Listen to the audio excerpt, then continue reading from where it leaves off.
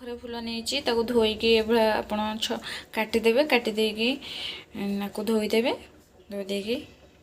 चाउल को ये अरुआ चाउल को मुझे अध घंटे है भिजे देती आपण चाउल को आगे प्रथम भिजे देवे गोटे कप चाउल नहीं प्रथम गोटे ग्राइंडर जार नहीं जो भिजा होता अरुआ चाउल को ये देखो मुझे कप चाउल को भेदे देती अध घंटे है तो सहीटा को बतुरी जाइए तादर आम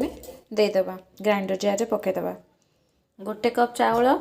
नेले एबे तादरे पियाज गोटे मीडियम साइज रो पियाज काटचे रसुण और सुखिला लंका ये जार रे देदेबे छोटे चामच रे एठी गोटे मु जीरा नहीं आपन जीरा भी देदेबे आपको सब एबे मिक्स करदबा मिक्सचर रे मिक्स करदबा ओके कवर करदेली देखो एटा पेस्ट मिक्सचर रे ग्राइंड कर देछि देखो परफेक्ट भाव पूरा ग्राइंड हो जाए आपन भी पूरा स्मूथली या ग्राइंडिंग करदेबे गोटे गिनारे मुझे काढ़ी दूसरी देखो बस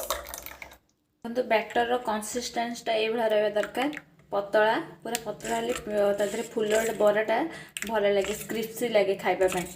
से मो बैटरटा आप रखिए एवं आधे मसला सब ऐड करदे ये हल्दी गुंडी हाफ चामच ऐड करवा लुण गोटे चामच नहीं छोट चामच रे ऐड करदेली आपन भी कंसिस्टेंसी अनुसार देखिए आधे पकेबे बस ए मिक्स करदे ये मुझे आउटे लंका गुंड ऐड करुँची सब भल भाव में मिक्स करदे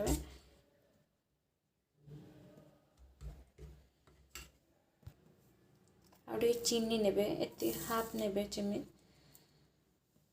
नहीं भल भाव में पूरा मिक्स करदे चीनीटा नेले भल लगे खारुआ लगे फुल बराटा बहुत टेस्टी लगे से चीनी पकेली आपड़ जब चाहिए चीनी की स्किप करें ओके तावा बसईदेली ये गोटे लुहा तावा नहीं तावा तेल पकईदे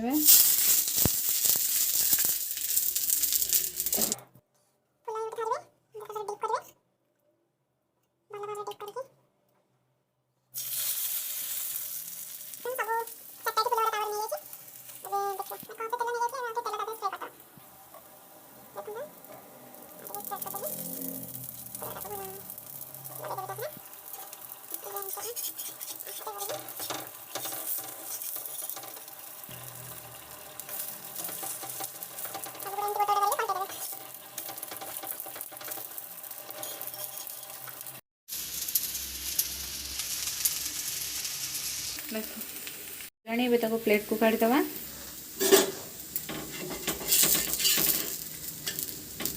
बरा हो जाए प्लेट को काढ़ीदेली केमती बरा हो देखुं ये आप बनइबे जो बाकी थी फूल को बनईदे आउ थे आप ऑयल स्प्रेड करदे चारिआडे यहाँ हूँ फूल है एमती बुड़ेबा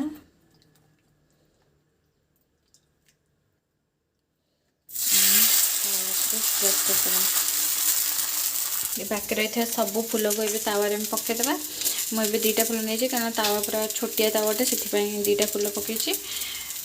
फूल बरा देखते सरी आसला फूल बरा को सब प्लेट को काढ़ीदे आपन को देखिए भी केमती देखि पारे फूल बरा केमती देखु केते टेस्टी है केते बढ़िया है आपण मध्य ये करके खातु।